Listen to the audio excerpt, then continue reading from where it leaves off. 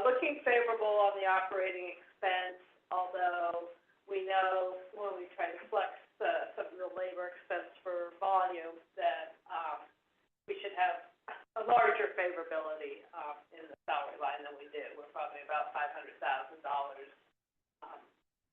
unfavorable when you flex to volume. Next slide. This is just the year-to-date. So year-to-date, we've got $11.9 million unfavorable net revenue. You'll see a lot of this in the volume when we're looking at the month-to-date and year-to-date volumes, and you can see how much they're off of budget. And I've really been looking at some of the next slides I'm going to show you is really, we've been looking at trying to explain service mix changes, payer mix changes, impact to case mix, fluctuation, things that really speak more to why is our net revenue valuing where it's valuing, less about comparing it to budget, but more about understanding the makeup. Next slide.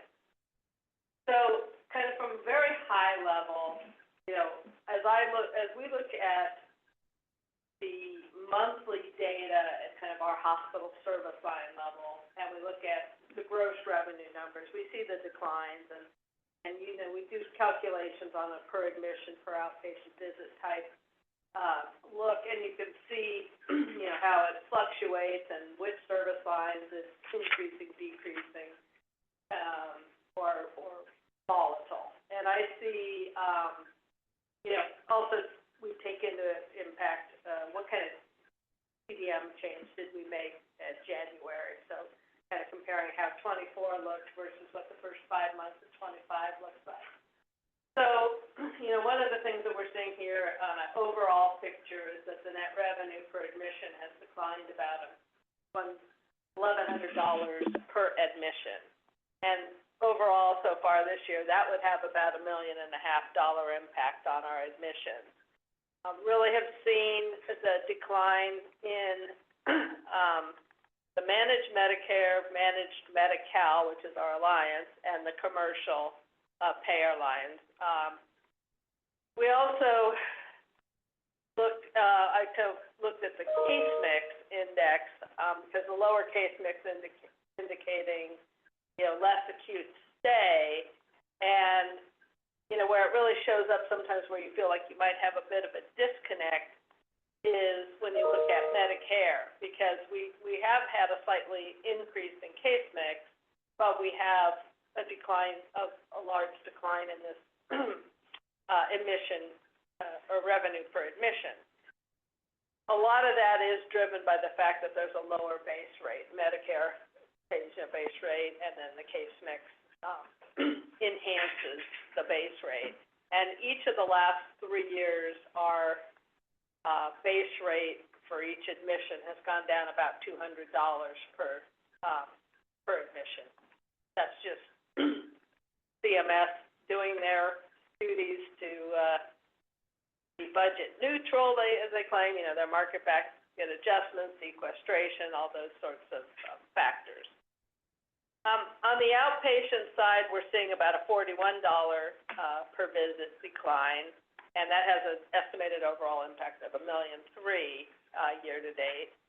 And again, we see the declines in things like commercial and the managed Medi-Cal. Managed Medi-Cal significant, mostly not because they pay at a great rate, but mostly because we have so much volume there.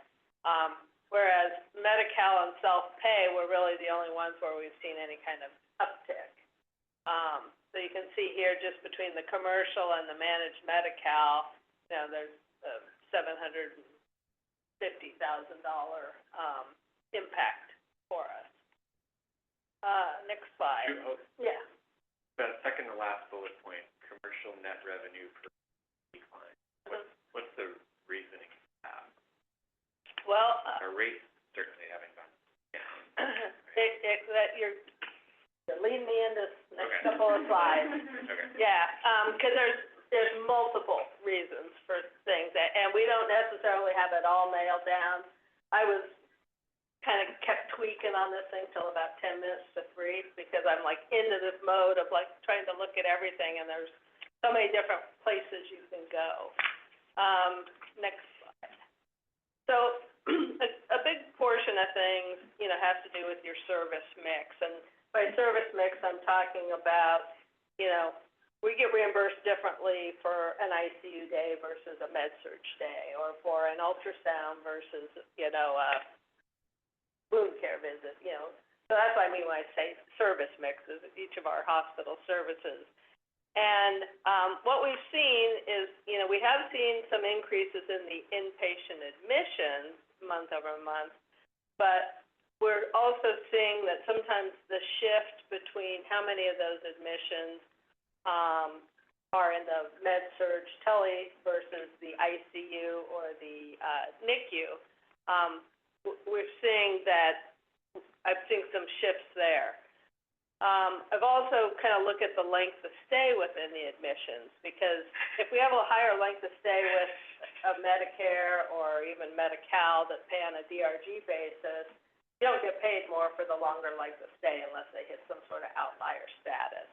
Whereas the commercial payers, you know, generate more per diem type reimbursement. So we're definitely seeing a lower length of stay with our commercial payers. Actually, I have so much data in my head, I don't remember which parts I put in slides and which parts are just in my notes. But one of the, I think I put this on my note here, is that one of the things that I saw was Medi-Cal, if Medi-Cal, managed Medicare, and self-pay, so not the highest reimbursing areas, all had length of stay over 5 for the month. And when I kind of compared it to our average length of stay of about 3.5, there was roughly 78 more days there that are basically not paid, if you really think about it. So commercial length of stay this month was really low. It was below 3, 2.53 or 4.3. It was really pretty low. So that's playing a role in it. And I think from what I'm seeing, some of the volatility, it's like, you know, most of our business is med-surg and tele, no doubt about that on the inpatient side. ICU and NICU, pretty sporadic. Peds is pretty much non-existent. We get a few of those. So I see that also driving down some of the revenue potential. On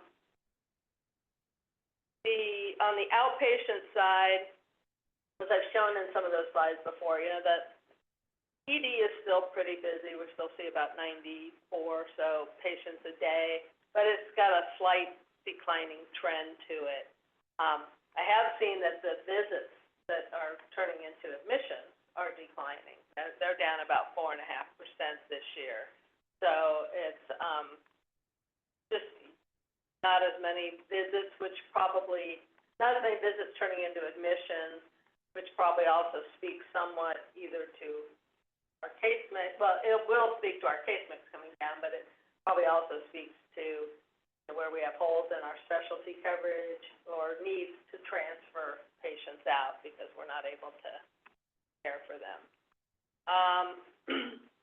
The outpatient surgical volumes are lower this year, and I speak to that a little bit more in the next slide too, but primarily it's been in the general surgery and ortho, and a little bit in podiatry and urology. And so I think that's just another factor in driving the lower net revenue. Next slide. So I kind of just try to look for a way to kind of look at all of this and think about understanding that impact. So an inpatient commercial payer, looking at year-to-date data, average reimbursement almost $19,000 per admission. So you can think a swing of 5 patients either way is $100,000 worth of net net revenue. And, you know, we don't always swing a lot. Sometimes it is 5 or less, but, you know, we had one month where we were at 60 and this month we're at 40. So that's, you know, a couple $100,000 worth of impact. The length of stay over 3 days, or, you know, that was over 5 days in those 3. You know, that's pretty much all unreimbursed business, if you think about it. The case mix, every 1/100th, is that right, change is worth about $94 per admission. So we have just a shift in our case mix between April and May, May being a lower case mix, is difference about $365,000. Then looking at the outpatient surgeries, you know, the more elective business, where we tend to do a little bit better. If you look at the net revenue per outpatient surgery at about $10,400, and these are, you know, my high-level kind of rough estimates. You know, we're down 13% year-to-date in the number of total outpatient surgeries.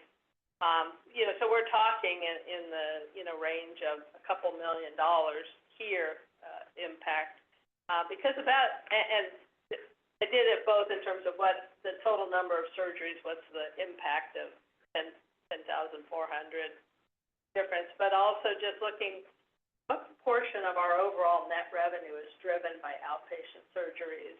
And I'm kind of estimating it's between 8 and 12% of our net revenue is just to the outpatient surgery line. So,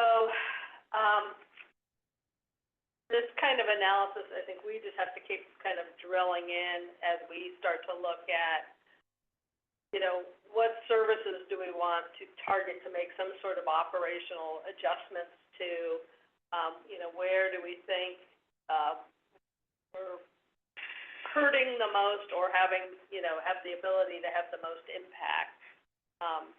So, you know, we're going to kind of keep drilling into things like this because we could just spend all day doing these drill downs. Next. So here, kind of going back to typical slides, this was the key statistics for the month, and I mean, you can see it's almost all red. The only thing that was not unfavorable was our non-ER hospital visits. There's always a little bit of room for just budget spread anomalies. Last year's May was particularly busy, so things like the ED visits spread a little higher. We didn't smooth it out as much as maybe we could have or should have. So when you see, you know, ER visits being off by 450, we don't normally do 3,300 ED visits, but, you know, we're certainly capable of, you know, 3,000 to even closer to 3,100. So that's probably a little bit of lift from budget spread because we had a busy May last year. But you can see everything, probably the same, you know, with deliveries. 65 is not a bad month, but it's not the strongest that we've done, but it's kind of right in range with where we've kind of been inching back up to after some pretty low months. And admissions, you know, I would say primarily, you know, 265 is fairly average. The budget, of course, we had baked in admissions from a pediatric program that we've put on pause, so that has some of those admissions there. And then I think just the overall kind of soft volumes that we've been seeing. And here again, you can also see that the case mix is quite a bit lower than budget, and, you know, anytime it's under about 1.4, to me it feels like a low month. I feel better when it's up over, like, say, 1.45 or so. Next slide. Year-to-date, so a lot of the year-to-date unfavorability picks up from that large amount of unfavorability in May. But you can see, you know, we're almost 1,000 visits below budget in the ER. Outpatient surgeries are down 136. That does include what we budgeted for cath lab, so as we bring that cath lab up, so we can kind of, narrow that gap. And, deliveries, about 27 favorable. Next slide. So, I took out a few of the slides and just stuck them in the appendix, so I'm not gonna show all the ones, but since I had just talked about some of those operational shifts, I kind of wanted to reiterate those with the graph. So here, as we talk about kind of a declining case mix, you can see what it is, that it has been declining. I did a calculation, I don't know if I wrote that one down here. Oh, yeah, okay. It is the one I talked about. So that decline, April, we had a higher case mix of 1.54. May, we were back down to 1.39. That was the change I was talking about. It's worth about $365,000. All things, other things being equal. Next slide. Average daily census, just picked up a little bit in May from where we had been in March and April. Still, far off from our budget and kind of where we're used to being. Next slide. Here's the deliveries.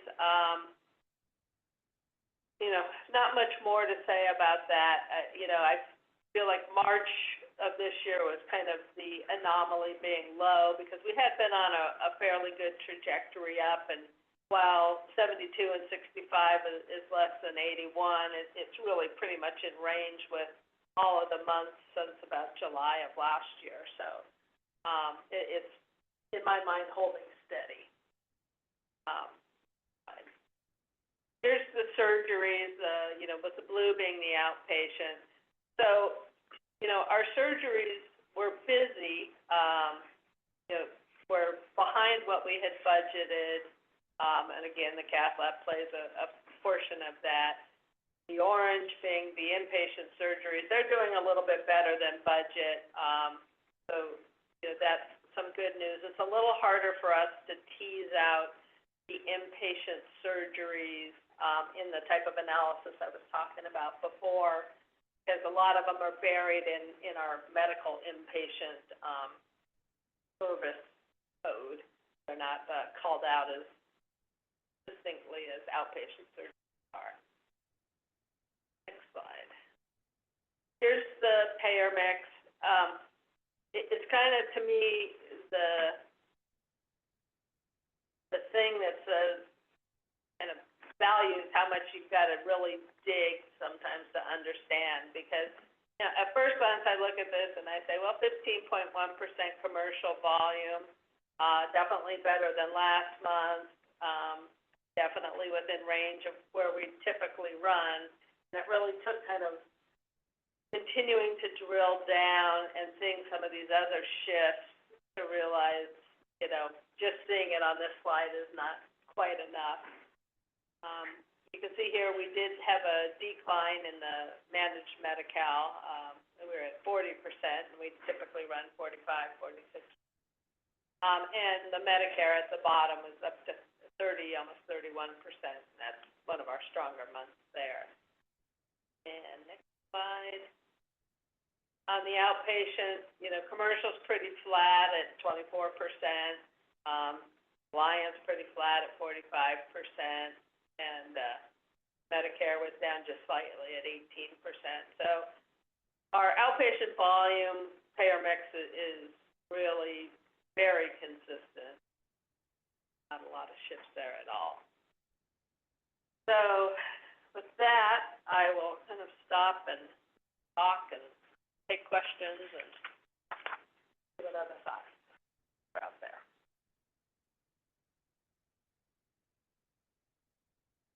Like a big picture question, how can this committee help, and I asked that question from the context of often committees like this can times of challenging financial positions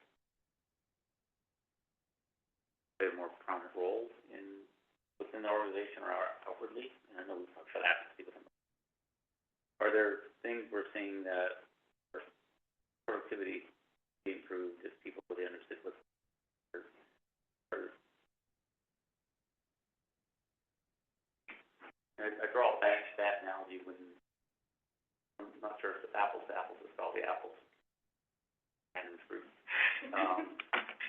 But back when food was challenging, there were a lot of issues there. There's both productivity issues, billable rate issues. There are a lot of systematic problems. And the finance committee then played a role in kind of backing up the CFO to the board and to the organization, saying that they're important. Everybody doesn't care about this. We don't care about this. We're going to struggle. So, like, maybe it's a bigger picture question, but are there things this committee can do to help support what you and your team are saying are the challenges? You know, it's a great question, and it's like this big question. You know, I've been in organizations where you feel like, you know, sometimes it's really valuable when the board comes behind the C-suite and says, we expect an action plan, you know, in 2 months, because maybe the team isn't getting it. I don't feel that way here. I feel like sometimes they may like, what can I do? Maybe I feel like I'm not exactly sure what I need to do, but I feel like people are invested in the success of this hospital, and, you know, every leader here hears this presentation or sees this or some format of it, you know, fairly regularly. So they know we're, you know, cash challenged. They know we're not meeting budget. They know that we're, you know, looking closer at productivity and I think, like revenue capture, things like that. So I think they're all kind of doing the outreach of what more should we be doing, can we be doing to help. You know, I think some of our biggest challenges really come in the types of agreements that we're kind of locked into. You know, we have union contracts that are very rich that this, you know, organization can't necessarily afford in the way they are, but that's not an easy thing to change. It takes time, it takes discussions, it takes, you know, really everybody kind of understanding it and feeling the same kind of commitment to helping resolve that challenge. I think there's other things that go on when we're doing conversations with payers related to rate increases or renegotiating contracts. And they're busy saying, well, OSHA says I can't, you know, give you that much because I'm going to be, you know, penalized. And we're saying, oh, no, we're a small sliver of your overall book of business. Yes, you've got to manage your overall book of business, but you don't necessarily get to do that just on a hospital-by-hospital basis. So that does get more to the, you know, the conversations that go on externally. We were on a great call today with the Distressed Hospital Loan Program. It was kind of a CEO type roundtable. You know, pretty much you learn not in the same boat. You know, we were the last ones to speak because of where we are in the alphabet. So, you know, had a lot to say, but it was also like, yeah, I've had one of those. Yeah, me too. I've had a cyber attack. I have the QOF payment challenges of meeting those payments. So it was really good news to see the support from the HCI, from the Healthcare Financing Authority. Fiona Ma was on there from State Treasury. You know, people really listening to, like, how is this program working for you? You know, what are the impacts? That was, you know, everybody was saying this program has saved hospitals, but we all need more. So I think there is a lot of value in how we continue to educate people externally to what it takes to run a hospital and how quickly you can kind of turn the tide. It's nothing's quick about it. It would help me understand the process going forward if I understood what parts of this we had control of. Some of it seems like it's random stuff outside our control. You mentioned that in different words earlier. You have a sense. Yeah, well, I kind of like to go to if you can go to the slide called Impacts of Operational Yeah. Shifts. Yeah, okay. Payer mix, we don't have complete control of who comes here. The most control we have, being able to afford services of physicians, or, specialists or things such that they want to refer business here, that's kind of a longer reach piece of control, but, I hate to go into anything saying I have absolutely no control, but, I mean, it's hard to completely dictate who comes here, but I think Right. we do occasionally hear, and I'm sure there is kind of word of mouth things that people don't want to come here because of this reason or that reason. So the more we can give them the reasons why they do want to come here, we have a lot of positive ones with our Google star ratings and services that we offer. And usually when people come here, we hear a lot of really good good comments. Length of stay, it was unusual for me to see a month where 3 of our payers, and these 3 payers had about 208 total days, and what our number of days was, it was somewhere between probably 950 and 1,000. So 200 was a pretty significant amount of days, but that's unusual that we're usually that far over. That's also usually tends to be a handful of people that are difficult placements or have some reason for being here. I think our case management team does a really good job at trying to control that. Probably the other place where we have, we tend to have opportunity kind of tied to length of stay is making sure that we're not doing social admissions, convenience admissions. We do a pretty good job trying to tease out an observation patient from a true admission. But I think, that is a place where physician behavior, physician understanding of that, and even physician documentation to support an inpatient admission, those are all things that have been high on our list to try to manage the physician component there. Same thing kind of goes with case mix, because I think we run a fine line sometimes in case mix with the physician documentation or the responses to queries that, might move this up hundredths of a point or even a couple hundredths of a point. And then, outpatient surgeries, for us, it's about attracting new physicians when we lose a physician. It's about getting that cath lab open. It's about helping our specialists be as productive as they can with, primary care referrals.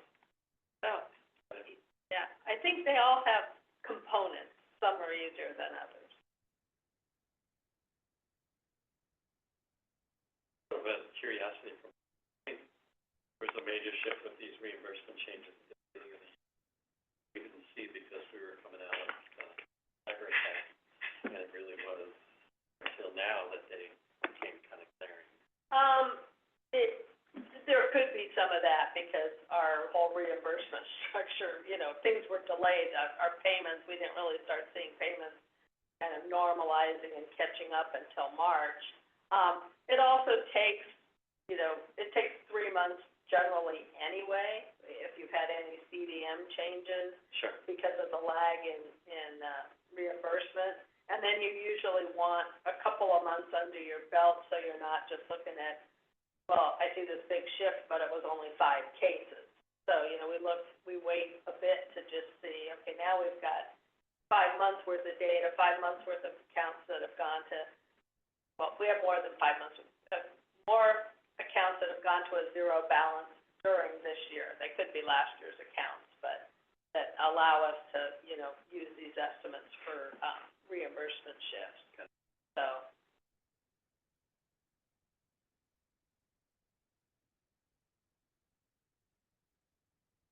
Not directly about the finances, about Peds. Even in terms of, at some point we were trying to recruit nurses to Peds only because lots of people. Yep. Does that look like it's on the horizon, or what kind of progress are we making? No progress at this point. We've paused, Phyllis has chosen to pause on that because Yeah. of the other, we only have so much bandwidth. Sure. So there's a cost there to sort of having nurses dedicated to that with a census of maybe 2 or 3 or maybe 4 if we're lucky, if we get all of Dominican. So we're gonna keep looking at that, but it's on pause for now. I agree with the pause. Does it look like it's somewhere over the horizon, Dominican is still interested in sending pediatric patients here, or has that shifted based on? I think it's shifted based on they're doing it now, so they're sort of fine with doing it now. I think if we were to have it probably doesn't make sense for both of us to be doing it a little bit, but it would make sense. Does that have impact on the residency rotations or hospitals? The Peds hospitals would certainly like to be doing that, like to have that program, being able to take care of more kids. Thank you. Yeah. So back at the beginning, you were talking about so I think you already alluded to this, mentioned CMS Medical has reduced their rate, $200 per patient. A little bit more about them, not quite understanding that.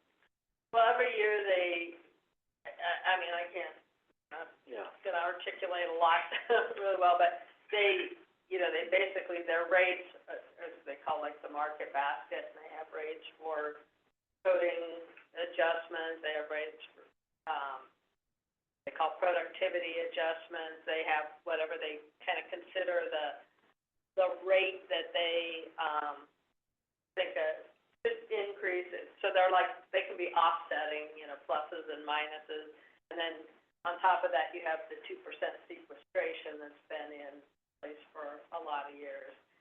So there's a lot of these factors that go into them determining what every hospital's base rate is. And I've just been watching the trend over the last 3 years. Our current base rate starts at like $9,400. Last year, it had been at $96. Before that, it had been $9,800. Take generally a Medicare patient, you start with the base rate, then your reimbursement factors in the case mix of the patient, to get to how you're gonna be reimbursed for that case.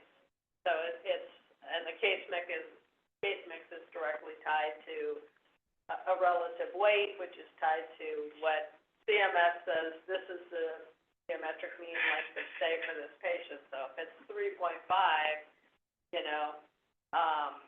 you're basically getting paid for them to stay here 3.5 days. If you keep them here for 5 days, you're still getting paid for them to be 3.5 days. Base rate calculated for each hospital, or by region? Yeah, every case, yeah, every. Blind play any role in that? No, because that's for Medicare, yeah. Reimbursement from managed Medicare lines. Any cost or anything? Probably not on the outpatient side. It's better on the inpatient side. That, I wouldn't say any of the government programs pay cost. Yeah, yeah. Sure. That's a big factor.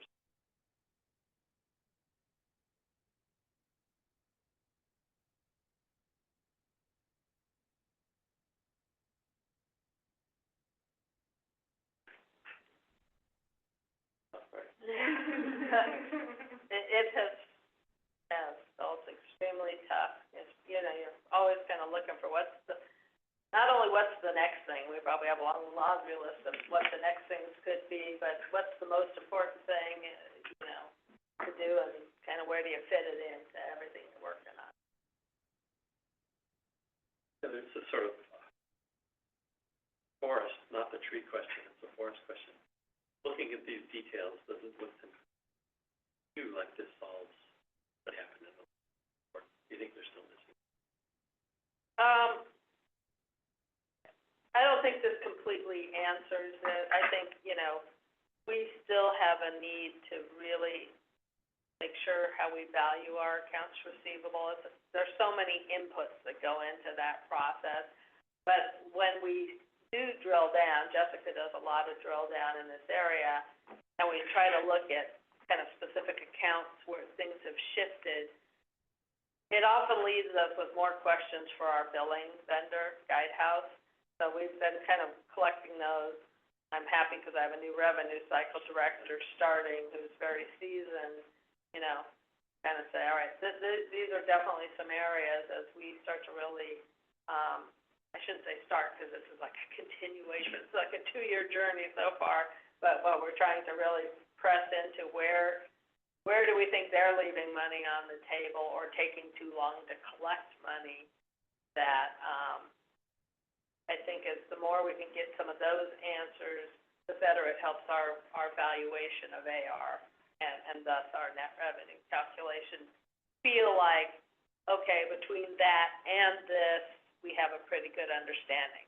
I will say that this kind of level, you know, took me into a little bit more of some aha moments because it was like, you know, sometimes when I just look at that nice colorful payer mix graph and say, well, okay, you know, 14.5%, we're doing okay, or 24%, we're doing okay.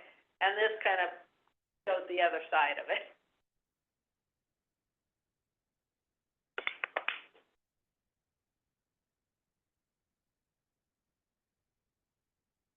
Not those outlier patients that maybe didn't like to stay go to 5. I mean, they always happen.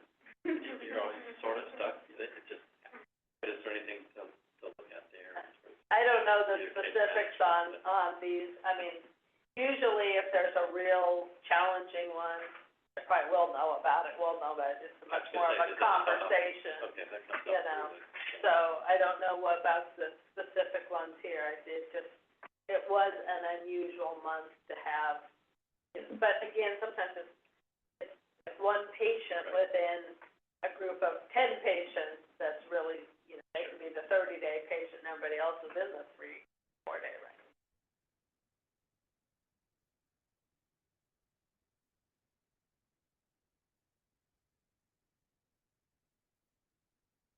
Weird process question, so, got a rough month of May, cash is still at 4.7 million, still a good thing, it's at 4.7 million.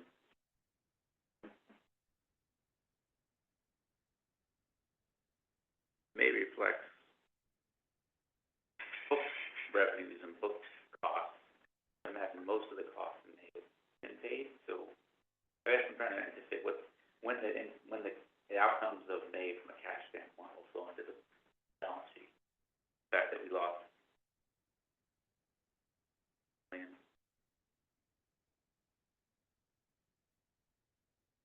Following the question. Yeah, I'm not sure I'm being very articulate. You know, because, I mean, if you think about, you know, there's a lot of invoices that we've paid, but we have a huge backlog in AP. Yeah. So, you know, we have things to pay that predate May by a long ways, you know. So, you know, yes, payroll has paid. There's a fair amount that goes out every month to supply vendors, you say, or to agency vendors for the contract labor. So you can say a good portion of those have paid, but they also still have backlog because we're only paying what we're booking here, you know, whether it's a payment or an accrual, we're booking month of May. But, you know, a good portion of that would still be in your liability account on the balance sheet.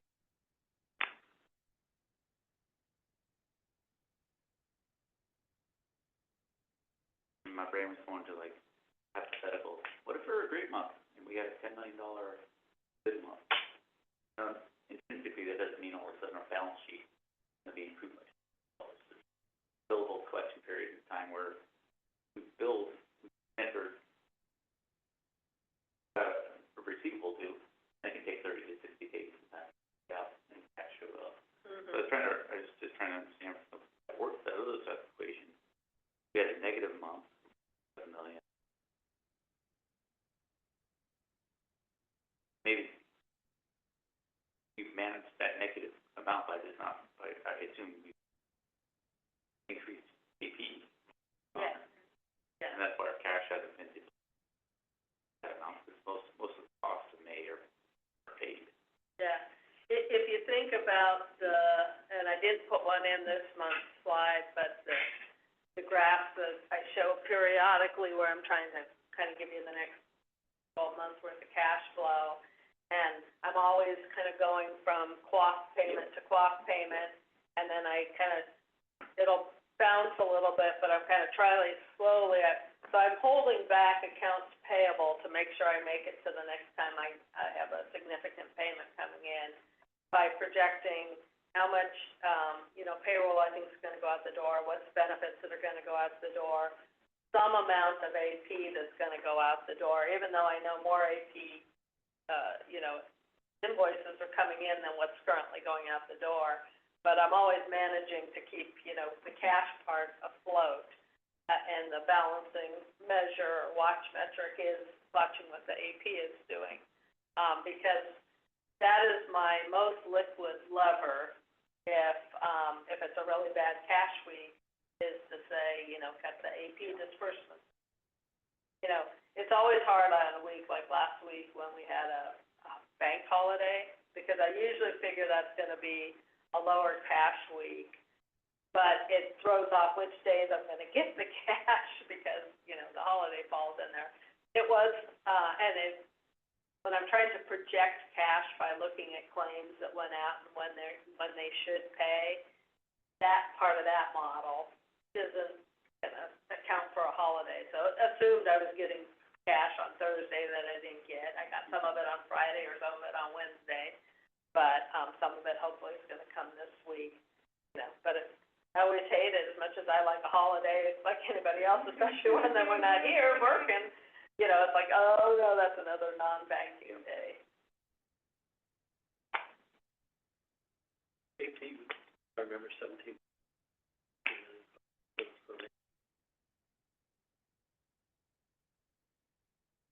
Yeah, and that's other stuff. Remind me what else falls in. So as our open AP.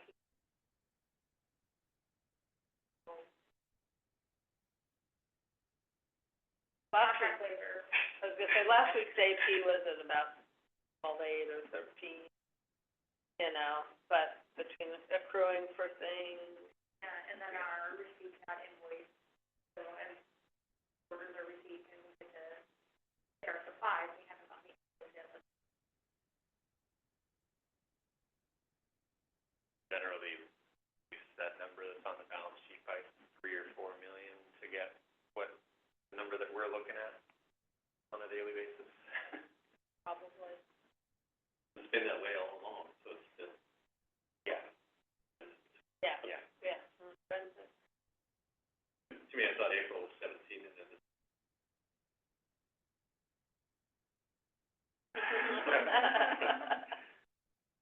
Well, the 4.7 million, balance sheet's always last day of the month, can depend on, was it a good kind of last couple cash days? Had your AP gone out yet? Is payroll the first week or the second week of the month?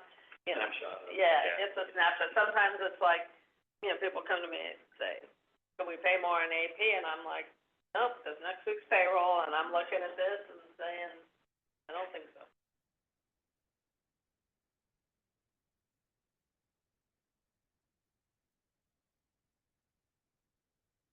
I want to have more questions. I appreciate your.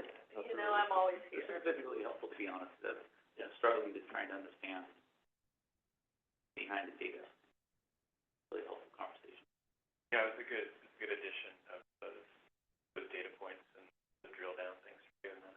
Oh, sure. I think this, you know, where a place you could be helpful, any one of you, is like, we're kind of scrambling to like, what else can we look at? And we know there's tons of things we can look at, but how to make it meaningful and how, you know, I'm sure as you walk away from this, as I walk away from this, I think about, I'm still thinking back to your question about like, how do I take all of these little things and basically add back up to what my variance is? You know, I have my budget variance, you know, which I can tie to initiatives and things like this, but sometimes just trying to tie back to that loss variance, you know, just focus on the actuals, not even comparison to budget, but what is really driving what, that's why I usually I do look at budget, but I usually stay away from budget kind of compared to prior year or a prior period, is trying to figure out when will I be satisfied that of these pain points, my biggest one is in CMI, or so that we focus our efforts on kind of where the biggest pain points are. So any additional thoughts you have later about that or other ways? You can always ask us, can we get a data like this? And a lot of times it'll be like, ooh, I don't know. But I kind of continue to think about what's the most simplistic, highest level thing where I would have some confidence of directionality to say, kind of probably somewhere in this range. To invite your audience, but representatives, it wouldn't look like that. But this is committee level, this is really helpful. Yeah, I mean, I'm even thinking about, you know, just simplifying it for tomorrow night's meeting, because it's a lot of words on a page, but I literally is like, oh, I want to get this in, I want to get this in.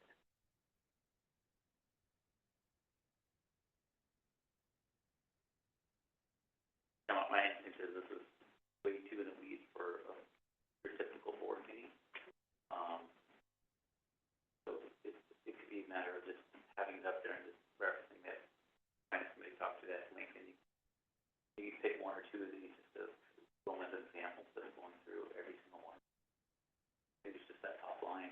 I think it's helpful to think about our commercial payer mix, and if this were this, you know, that's 100,000 more on a mission.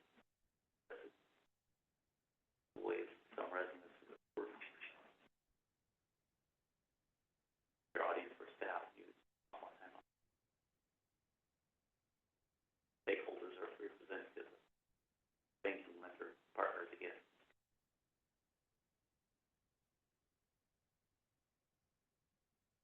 Any other questions on this? All right, let's move on to item number 2, or amendment to master software service agreement.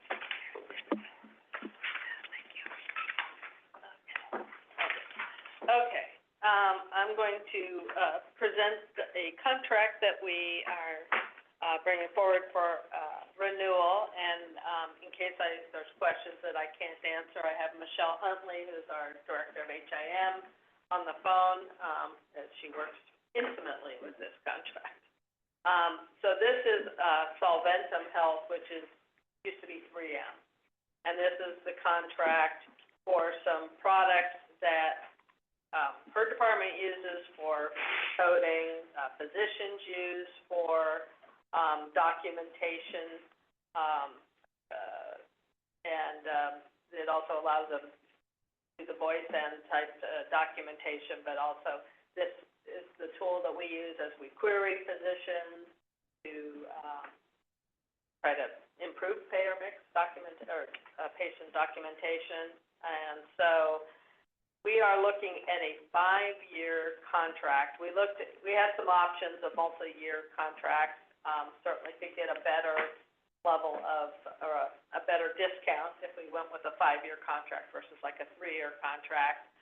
In talking with Michelle, it is there's only a few of these types of services on the, market, you know, for hospitals like us. There's, this is, you know, one of the most common ones. It's one that kind of all of our systems are tied to and what our people know. And, so the cost of the contract is about $289,000 a year for the next 5 years.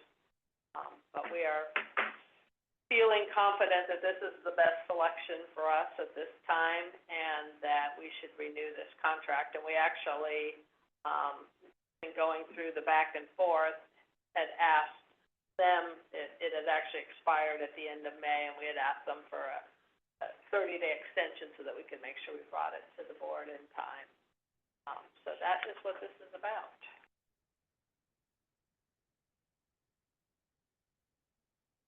You, looking at the termination clause.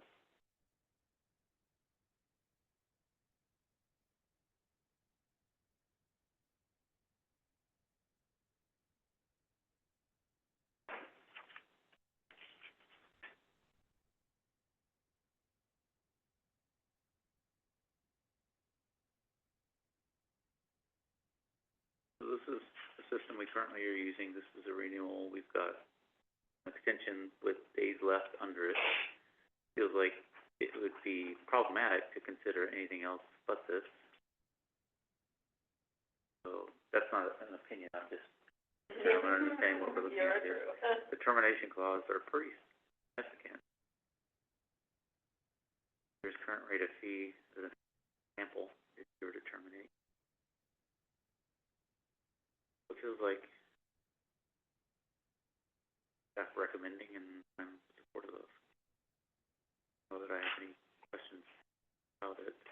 But we did, you know, just kind of discuss from the perspective of, number one, how long to be in the contract. Was there potentially a reason that we, you know, especially earlier on when we were looking at RFPs, a reason why we might not want to be in a 5-year contract if we were going to change something?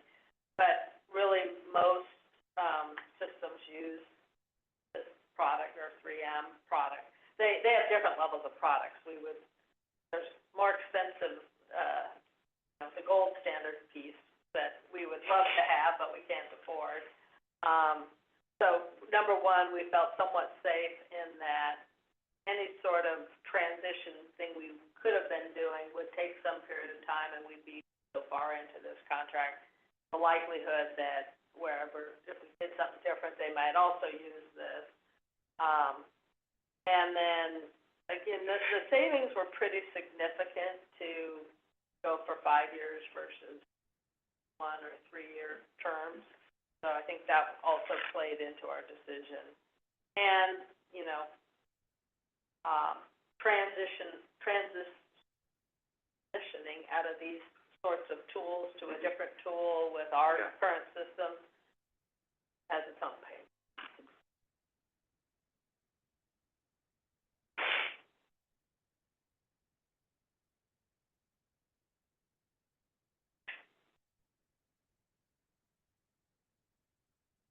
How's our experience with them?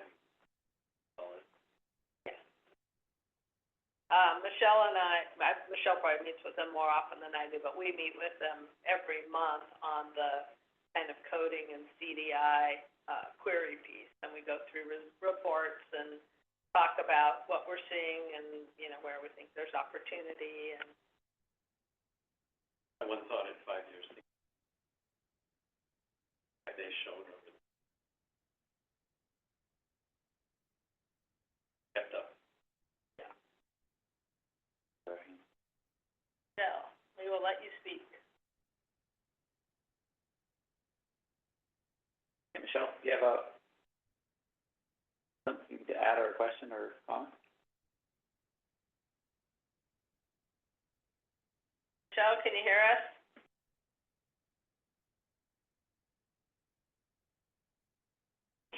Can't hear you. But she's saying, can you take me off mute? But you're off of mute, Yeah. as far as we can tell. Is the volume on?